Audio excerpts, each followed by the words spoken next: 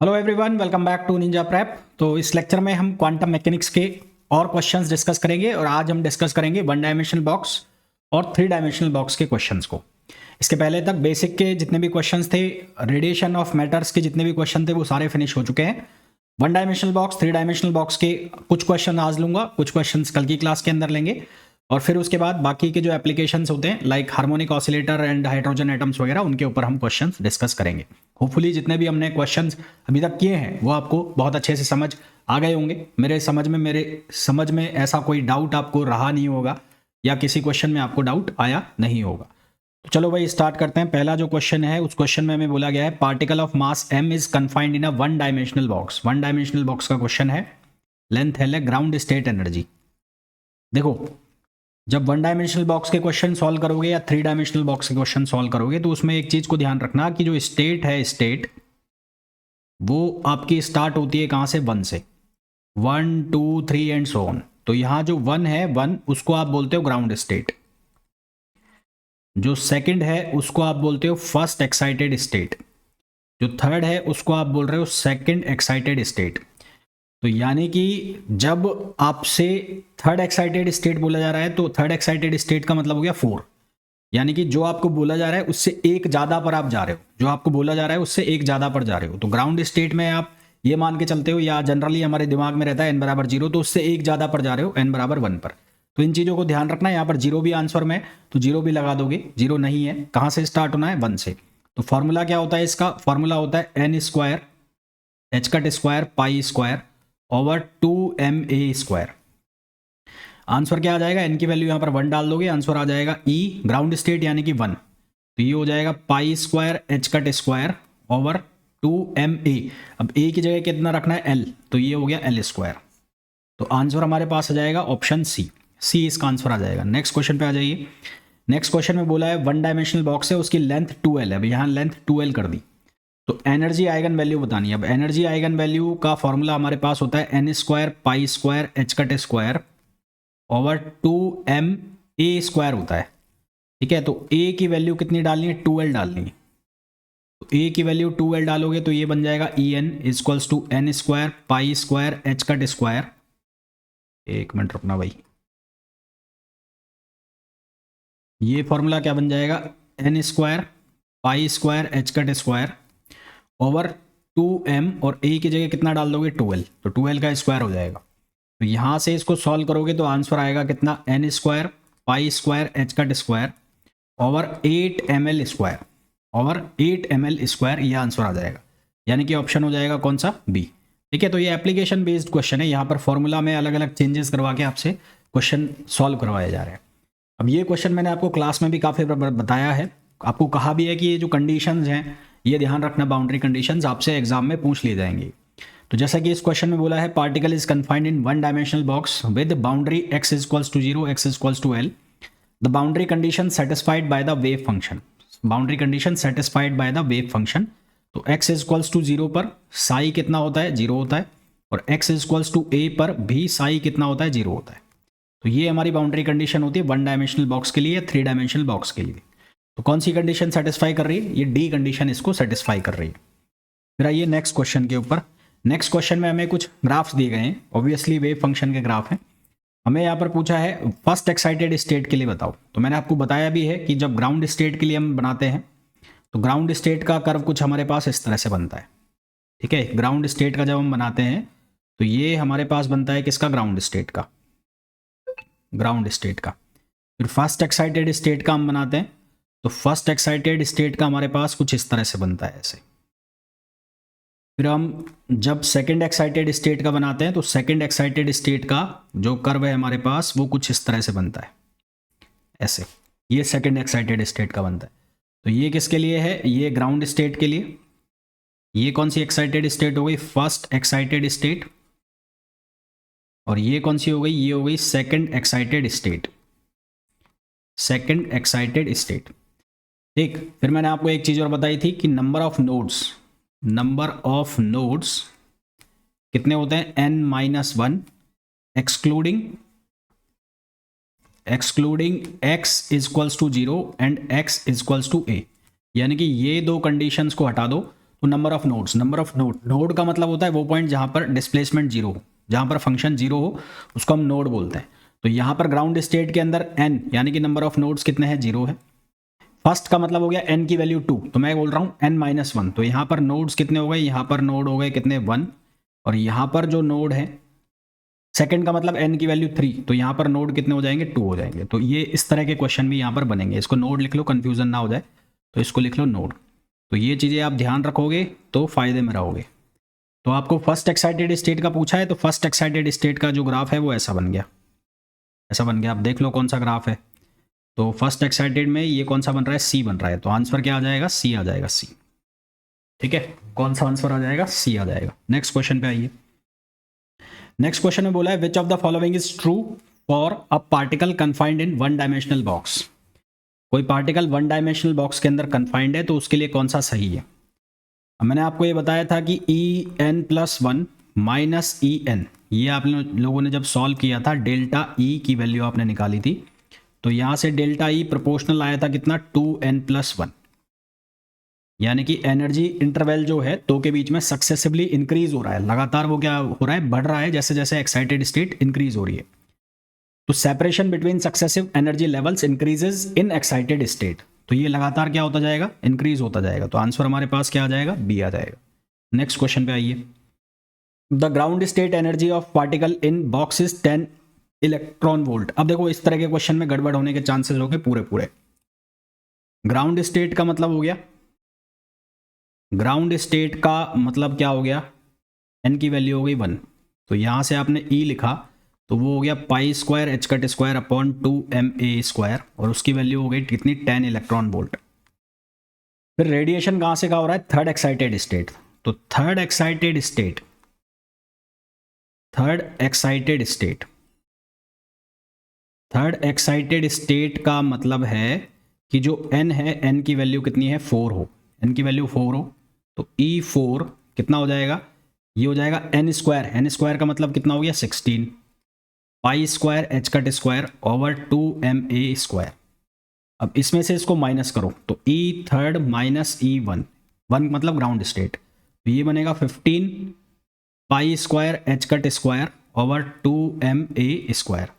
ये वैल्यू आपको पता है, ये वैल्यू कितनी है, ये वैल्यू है 10 इलेक्ट्रॉन वोल्ट, तो ये कितना हो जाएगा 15 × 10, 15 × 10 कितना हो जाएगा 150 इलेक्ट्रॉन वोल्ट। तो आंसर जो आपके पास आएगा, आंसर जो आपके पास आ जाएगा वो आ जाएगा 150 इलेक्ट्रॉन वोल्ट, जो हमारे पास आंसर है ये।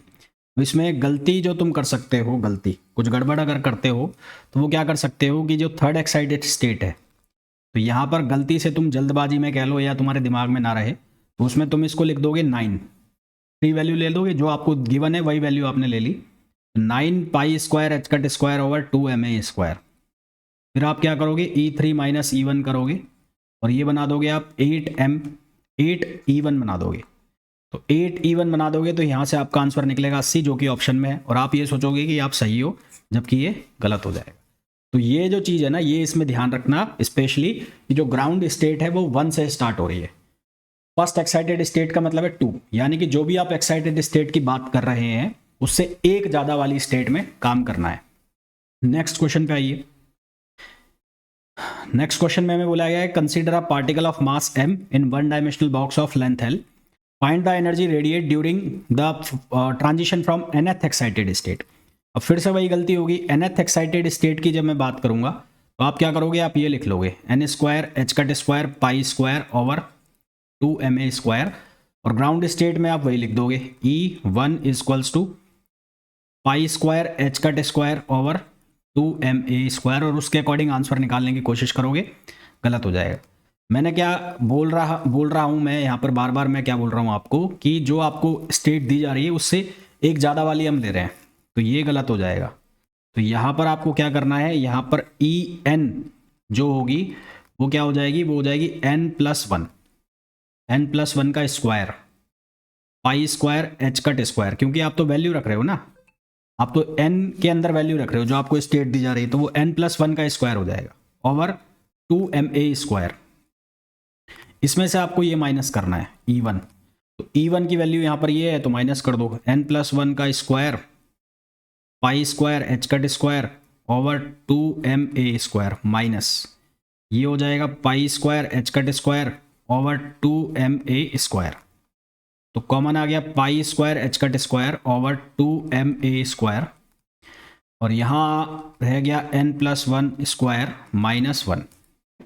इसको सॉल्व करोगे n+1 का होल स्क्वायर, तो ये बनेगा n² plus 2n plus 1 minus 1, 1 से 1 कैंसिल हो गया। तो यहाँ बचेगा क्या, n और n+2, n+2 π² h² over 2ma, a की जगह कितना हो जाएगा l, तो ये हो जाएगा l²।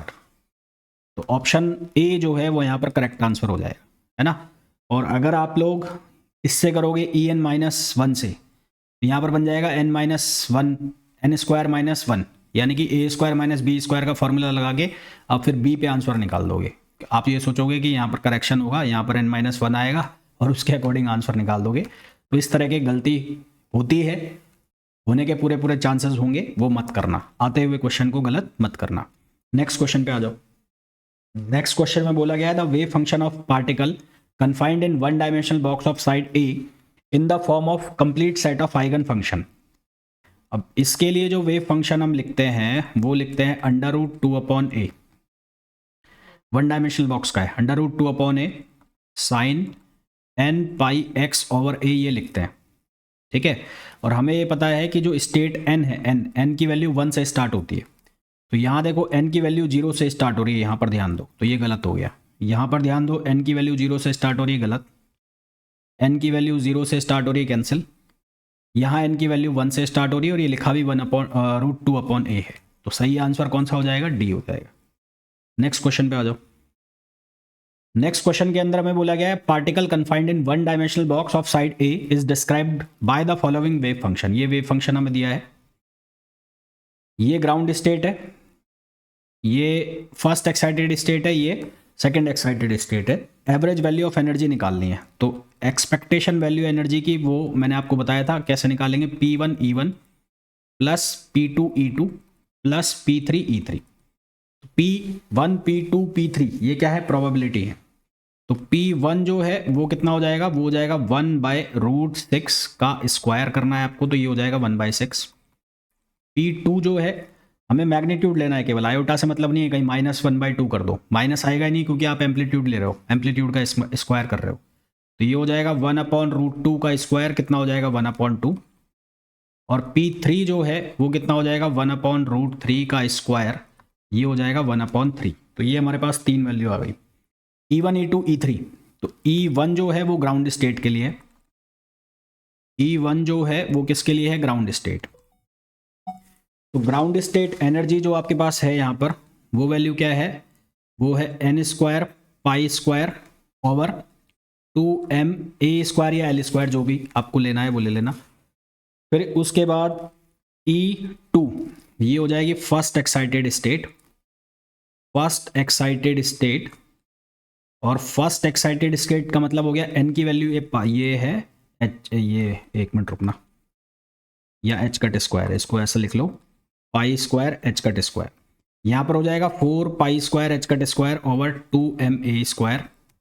और E3 की जो वैल्यू है वो सेकेंड एक्साइटेड स्टेट हो जाएगी, और ये हो जाएगा 9π² h² ओवर 2ma²। तो expectation value of E P1 E1, तो P1 की जो वैल्यू है वो कितनी है, 1/6 है। तो यहाँ पर हो जाएगा ये 1/6 into π² h² over 2ma²। P2 की जो वैल्यू है वो कितनी है, 1/2। तो ये हो जाएगा 1/2, और ये हो जाएगा 4π² h² over 2ma²। P3 is 1/3, तो ये हो जाएगा कितना, ये हो जाएगा 1/3, ये हो जाएगा 9π² h² ओवर, और ये हो जाएगा 2ma²। तो यहाँ से आपने कॉमन निकाल लिया π² h² ओवर 2ma², और ये बच गया 1/6, ये हो जाएगा 4/2, और ये हो जाएगा 9/3। इसको जब आप सॉल्व करोगे तो ये हो जाएगा 31/6 इंटू π² h² ओवर 2ma², ये आंसर आएगा। तो मैच कराओ कौन से ऑप्शन से मैच कर रहा है। तो इसको जब मैच कराओगे तो ऑप्शन सी से मैच कर जाएगा, तो इसका करेक्ट आंसर क्या आ जाएगा, ऑप्शन सी इसका करेक्ट आंसर आ जाएगा। क्लियर है यहाँ तक? अच्छा जी, अब नेक्स्ट क्वेश्चन पे आइए। नेक्स्ट क्वेश्चन में हमें बोला है particle confined in one dimensional box of side A is described by the following wave function. ये वेव फंक्शन है। करना क्या है, इसको आपको टाइम इवोल्यूशन में लिखना है, यानी कि टाइम के साथ कंप्लीट वेव फंक्शन लिखना है। तो साई 1 का मतलब है ग्राउंड स्टेट, साई 2 का मतलब है फर्स्ट एक्साइटेड स्टेट, और साई 3 का मतलब है जो सेकंड एक्साइटेड स्टेट है। अब जो टाइम इवोल्यूशन होता है फंक्शन का, यानी कि टाइम डिपेंडेंट जो फंक्शन होता है, साई टी से भी इसको आप लिखते हो, तो ये किसके बराबर होता है, C exponential minus iota E upon H cut, ये फंक्शन होता है minus iota E T upon H cut. तो आपको यहाँ पर E1 E2 E3 की वैल्यू चाहिए। तो E1 की वैल्यू कितनी होगी, वो होगी ग्राउंड स्टेट है तो पाई square H cut square over 2ma square. E2 first excited state होगी तो ये हो जाएगा कितना, ये हो जाएगा 4 पाई square H cut square over 2ma square. तो यहाँ से ये बन जाएगा 4E1, क्या बन जाएगा 4E1। और E3 जो है ये कितना होता है, ये होता है 9 पाई square H cut square over 2ma square. तो यहाँ से ये बन जाएगा 9E1। ठीक, अब यहाँ पर exponential minus iota E1 T upon H cut ये लगाना है। तो यहाँ पर वैल्यू डालो, तो एक्सपोनेंशियल माइनस आयोटा E1 की वैल्यू आप डालोगे तो ये कितना हो जाएगा, पाई square H cut square over 2ma square, और यहाँ पर हो जाएगा टी, है ना, और यहाँ पर एच कट भी है नीचे। अच्छा, अब आपको क्या गिवन है, आपको गिवन है टी नॉट की value. T naught equals to आपको दिया हुआ है टी नॉट, ये दिया हुआ है 2ma स्क्वायर ओवर पाई स्क्वायर एच कट। तो इसको आप लिख सकते हो 1 अपॉन टी नॉट, ये हो जाएगा पाई square H cut over 2ma square. यानी कि क्या लिखा हुआ है, ये एग्जैक्टली लिखा हुआ है एक्सपोनेंशियल। इसको जब सिंप्लीफाई करोगे एक एच कट से एच कट कटेगा, टी नॉट बन जाएगा 1 अपॉन टी नॉट, तो ये बन जाएगा minus iota T upon T not. इसी तरह से ये जो है ये क्या बन जाएगा, एक्सपोनेंशियल, यहाँ पर E2 आएगा minus iota E2 T upon H cut आएगा। तो यहाँ से जब ये वैल्यू डालोगे तो ये बन जाएगा exponential minus 4 iota T upon T not, और इसी तरह से ये बन जाएगा exponential minus 9 iota T upon T naught, ये बन जाएगा।